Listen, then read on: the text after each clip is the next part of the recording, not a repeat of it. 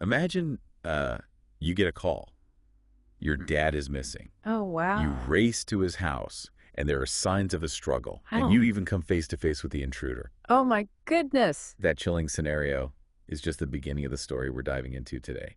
Sounds intense. So what makes this case so gripping? Well, it unfolds like a true crime thriller. Okay. It all starts with a missing person, but then there's a high-speed chase, Wow. a mountain of evidence, and a web of intrigue that ultimately leads to a murder conviction, Really? even without a body ever being found. A murder conviction without a body, that's unusual. Exactly. We're talking about the disappearance of Ray Wright. Okay. He was a talented builder and a former musician. So a creative guy, it sounds like. Yeah, and to unravel this mystery, we're turning to a 48 Hours episode. Gotcha. It's called Postmortem, Interesting title. and it features interviews with Ray's family investigators and even one of the convicted men. So we get multiple perspectives then. We do. It really helps us understand who Ray was as a person. I see. So it's more than just a case file. Right. He was a father, a brother, a friend, Mm-hmm. someone who had faced his share of challenges, but was deeply loved by those who knew him. That's so important to remember in these cases. It's easy to forget that there are real people at the heart of it all. Exactly. Hmm. And one detail that really stood out to me was his connection to Alanis Morissette. Alanis Morissette, the singer. Yeah. Apparently they were friends and even played music together years ago. Wow, that's a fascinating detail. It adds another layer to his story. For sure. But you mentioned he'd faced difficulties. Right. Particularly after the housing market crash. Yeah, that was a tough time for a lot of people, especially those in construction. It led to financial struggles for Ray, and then there was a DUI incident that changed everything. Okay, so let's talk about this accident because it's a crucial turning point. It is. In 2011, Ray was driving under the influence, Mhm. and he hit a couple named Bob and wife's name redacted Manor. Oh, no.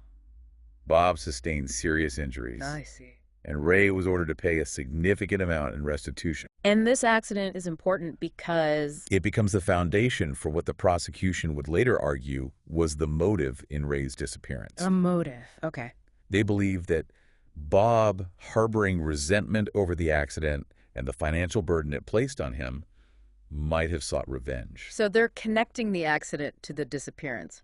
Interesting. So, fast forward to January of 2018. Okay.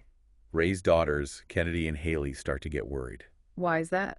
They can't reach him. Hmm. He's not at his carpentry shop. He's not answering his phone. Oh, no. It's like he vanished into thin air. Understandably, they'd be worried. Their concern grows when Ray's brother Dean goes to his house. What happened there? He finds signs of a break-in. Oh, wow. And get this, Dean actually comes face to face with the intruder. No way. But the intruder manages to escape. So close. But here's where a seemingly small detail becomes a major clue. What's that? The intruder left a soda cup on the kitchen counter. A soda cup. Really? Now, I know it sounds insignificant, but that discarded soda cup was a game changer for investigators. So? DNA analysis linked it to a man named Victor Gray. Ah, so they finally have a lead. They do, but things escalate quickly. How so? Weeks later, a police officer spots a suspicious vehicle Okay. and gets into a high-speed chase with the driver. Wow, a high-speed chase. This is getting intense. It ends in a dramatic crash, and guess who's behind the wheel? Victor Gray. You got it, Victor Gray. Talk about a lucky break for law enforcement. Right, but the real discovery was what they found inside Gray's wrecked van. Okay, I'm on the edge of my seat. What was it? It was filled with Ray's belongings. Oh, way. Clothes, tools, even personal documents. So it's like a mobile crime scene? Exactly. Yeah. But there's one more piece of evidence that would prove to be the most damning of all. Okay, what is it? A letter found on Victor Gray's cell phone. A letter. Mm. And it was addressed to Bob. Bob.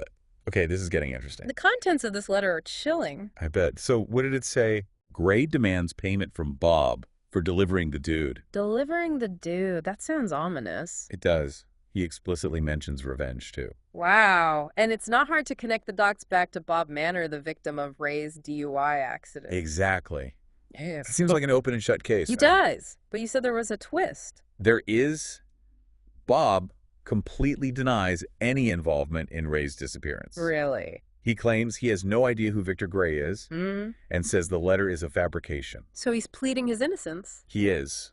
But remember, Ray's body was never found. Oh, right. So Bob's argument hinges on the lack of direct proof. And this brings us to the unique challenges of prosecuting what's known as a nobody murder case. So for those of us who aren't lawyers, what exactly is a nobody murder case? Good question. And how do they prove it without, well, a body? A nobody murder case is just what it sounds like. A murder trial where the victim's body has not been found. Gotcha.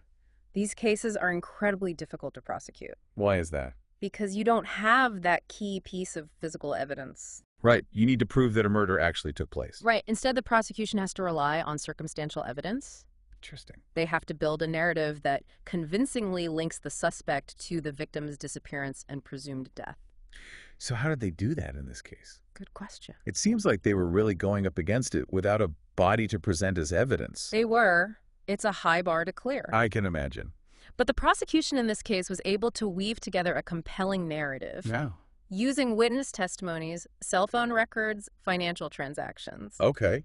And of course, that incredibly incriminating letter. Right. Their argument was that the motive of revenge was clear, and that Bob, fueled by anger and resentment over the accident, had orchestrated the whole thing. But this all happened in the digital age. Yeah. Where our lives are constantly documented online. Exactly. Every click, every text, every online purchase. Yeah. It all leaves a trail. We leave these digital footprints everywhere. We do, and investigators are increasingly using this data to solve crimes. In this case, Victor Gray's digital trail was extensive, and it ultimately helped seal his fate. Makes you think twice about our online activity. It does. It raises some interesting questions about privacy and surveillance in our modern world. That's a whole other conversation we could have. We could, but for now, let's stick with the evidence. Okay. So they presented all this circumstantial evidence, but was it enough to convince the jury? Well, after a long and complex trial, the jury did reach a verdict. Both Bob Manor and Victor Gray were found guilty Wow. of first-degree murder and kidnapping. Both of them. Yep. Each receiving a sentence of life without parole. A life sentence without a body. That's a powerful statement about the strength of their case. It is. I can't imagine what Ray's family must have gone through during all of this. It's hard to fathom the emotional turmoil they endured. Not only did they lose a loved one in such a horrific way, Right. but they were left with the agonizing uncertainty of not knowing what truly happened to him. To be left without answers, without the chance to say goodbye properly, that must be incredibly difficult. It makes you wonder, how do you even begin to heal from something like that? That's a question that haunts many families who are victims of crimes like this. I'm sure. The trial may be over, justice may have been served, Yeah. but the scars of loss and unanswered questions remain. It's just not fair. Ray's daughters, his brother, his ex-wife, Right. they're all left to grapple with the aftermath, searching for a closure that may never come. It's heartbreaking. But amidst the tragedy, there's a lesson to be learned from Victor Gray's missteps throughout this whole ordeal. Oh, tell me about it. He made so many careless mistakes that ultimately led to his own downfall. Like what? He breaks into Ray's house, leaving behind that incriminating soda cup. Right. He gets caught in a high-speed chase with all of Ray's belongings in his van. Yeah. And to top it off, he keeps a photo of that damning letter on his phone. It's like you wanted to get caught. I know, right? Talk about sloppy. This case perfectly illustrates how we leave digital breadcrumbs everywhere. That's true. It's transformed investigations, For sure. making it harder to get away with crimes like this, but also raising big questions about privacy in the digital age. Absolutely. It's a fascinating paradox, isn't it? It is. Technology can be a powerful tool for both good and bad. Right. It helps us connect with loved ones, learn new things, and even solve crimes. I agree.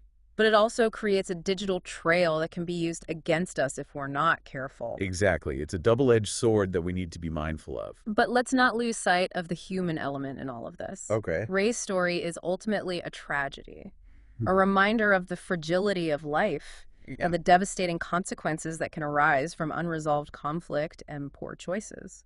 So even though Bob and Victor are behind bars, Ray's story remains unfinished. I agree. His body has never been found, leaving his family in a perpetual state of limbo. It raises so many questions. I know. Where is Ray? Did Victor and Bob dispose of his body so meticulously that it will never be found? It's possible. Or is there a chance, however slim, that he's still out there somewhere? It's a haunting thought. And it speaks to the enduring power of mystery. I agree. Even with convictions secured, there are still pieces of this puzzle missing. That's true. And that's what we'll explore further when we return.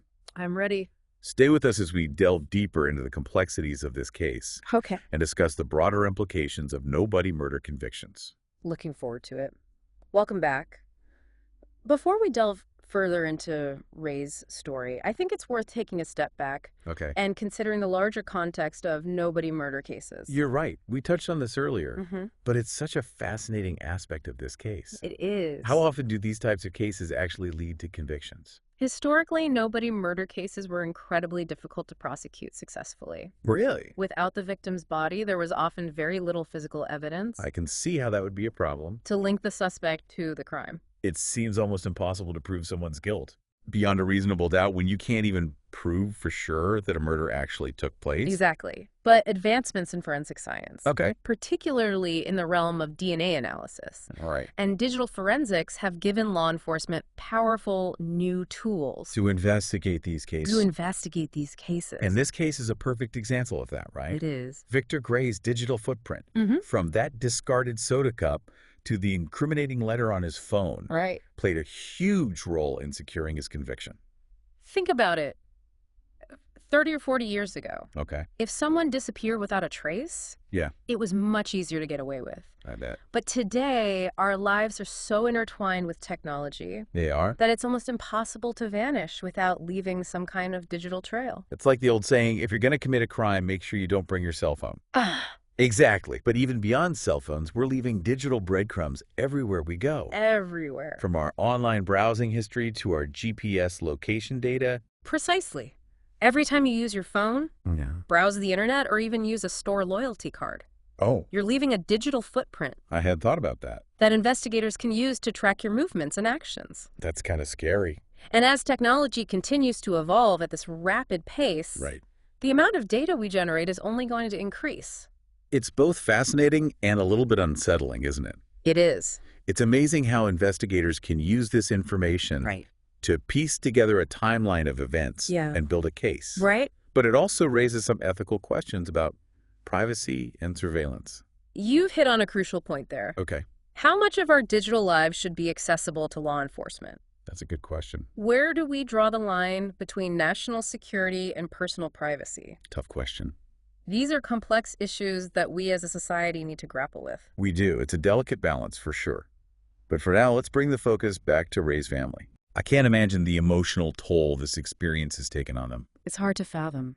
Not only did they lose a loved one, but they had to endure a grueling trial. And all while not knowing for sure what happened to him. Right. The 48 Hours episode does a remarkable job It does. of capturing their raw grief and frustration.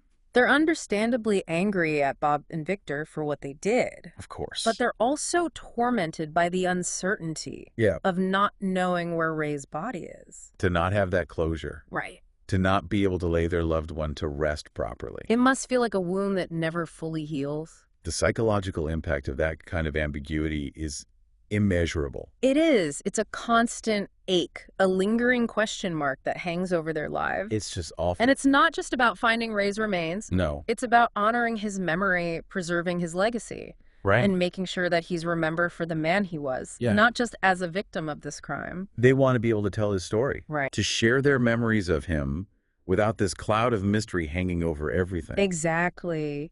Ray's daughters spoke about wanting to keep his spirit alive Oh, that's nice. by sharing stories about him with their children, Ah, ensuring that future generations know who he was and the impact he had on their lives. what a beautiful way to honor his memory. It is. But it also highlights the ripple effects of these crimes. Yes, it does. The trauma extends far beyond the immediate victims, It does. touching the lives of their loved ones in profound and lasting ways. Absolutely. It's a sobering reminder that crime isn't just an abstract concept. Right. It has real-world consequences Real-world that consequences. shatter families and leave scars that may never truly fade. And in this case, the crime seems to have been born out of something so seemingly mundane. Really? Like what? A car accident and unpaid restitution. Wow. It's almost unbelievable that something as commonplace as a traffic violation could spiral into such a dark and tragic chain of events. It is unbelievable. It really speaks to the fragility of life. Yeah, And the unpredictable nature of human behavior. I agree. And it underscores the importance of addressing conflict constructively before it escalates into something destructive. This case really does make you think about the choices we make It does. and the consequences they can have, Mm-hmm. not just for ourselves, but for those around us. Or those around us. It also highlights the need for empathy and understanding. I agree. Not just for victims of crimes, but for everyone involved. Everyone involved. Everyone makes mistakes, and sometimes those mistakes have tragic consequences. You've touched on a crucial point. Okay. While it's essential to hold perpetrators accountable for their actions, Right. we also need to be mindful of the fact that they are human beings, They are. capable of both good and bad. That's true. And we need to work towards creating a society Yeah. that supports rehabilitation and restorative justice, Okay. offering opportunities for offenders to reintegrate into society I like that idea. and make amends for their past mistakes. It's about breaking the cycle of violence and creating a more just and equitable society for everyone. For everyone. But before we get too deep into societal reform, let's bring it back to the specifics of this case. Okay. We've talked a lot about the digital evidence We have. that helped convict Bob and Victor, but what about the challenges they faced Yeah. in presenting this evidence in court? That's a great question.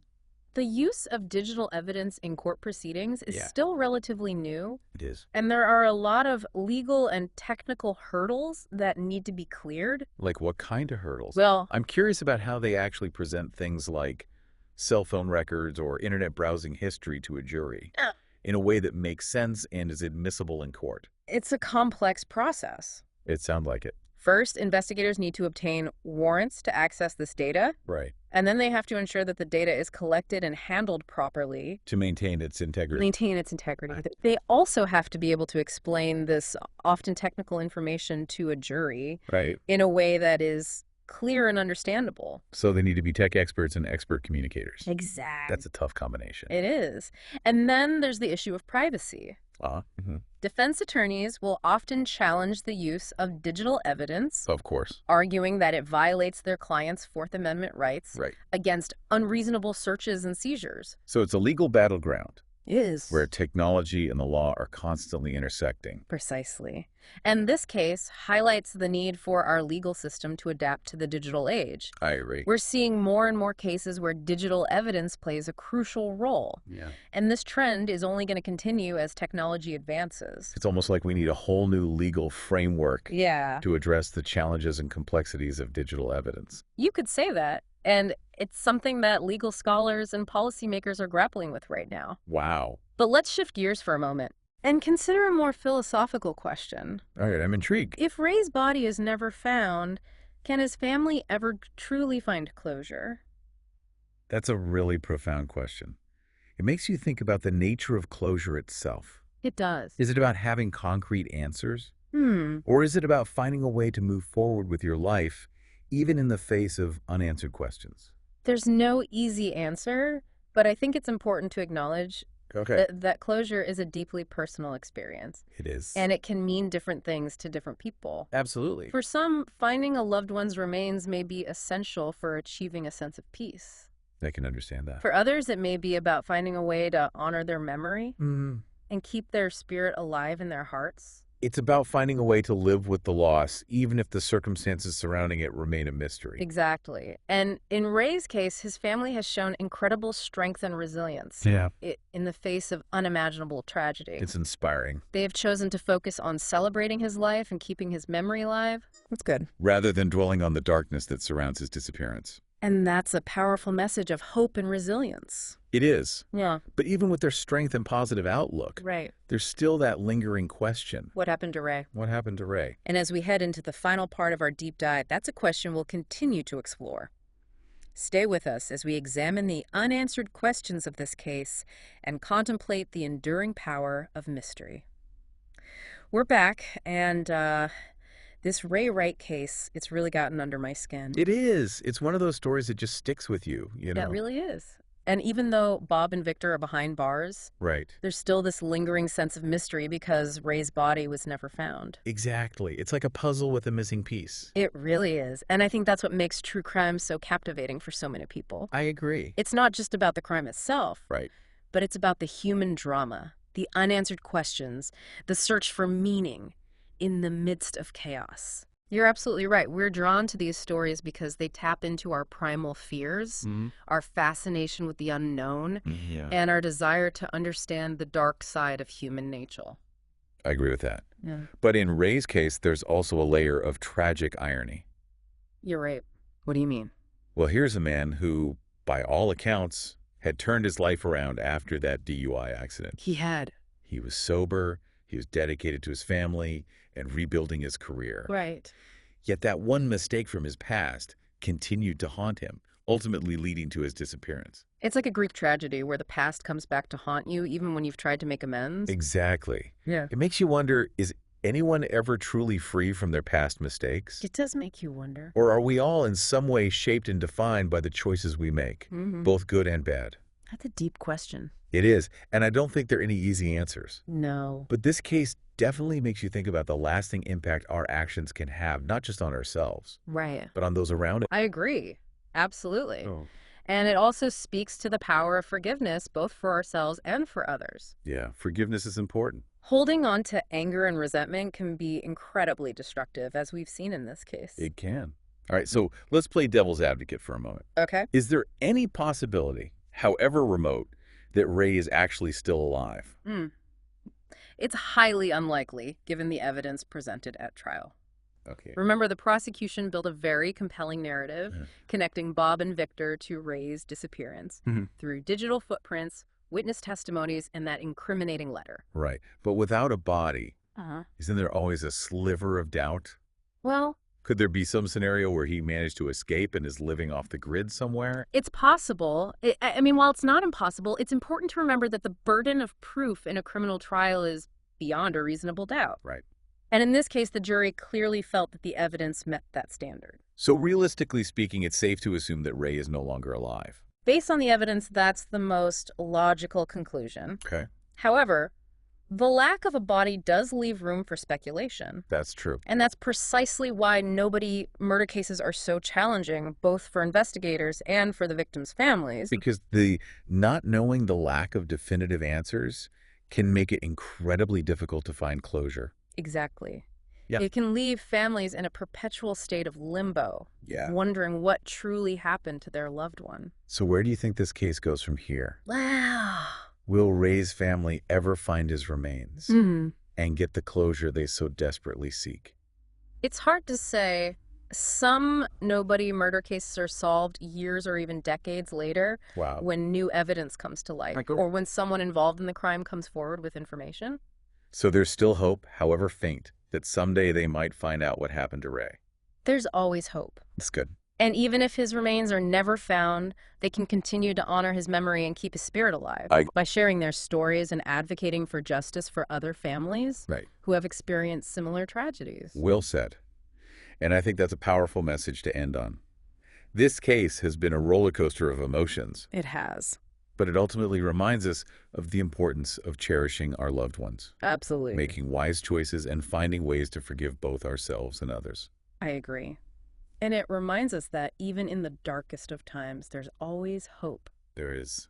for healing and for finding meaning in the midst of tragedy. Well, folks, that's our deep dive into the disappearance of Ray Wright. It is a good one. We hope you found this exploration as fascinating and thought-provoking as we did. I did. If you enjoyed this episode, be sure to subscribe to our show Yes, please subscribe. for more captivating stories and insightful discussions. Until next time, keep those minds curious, Keep thinking. and remember that every life has a story to tell.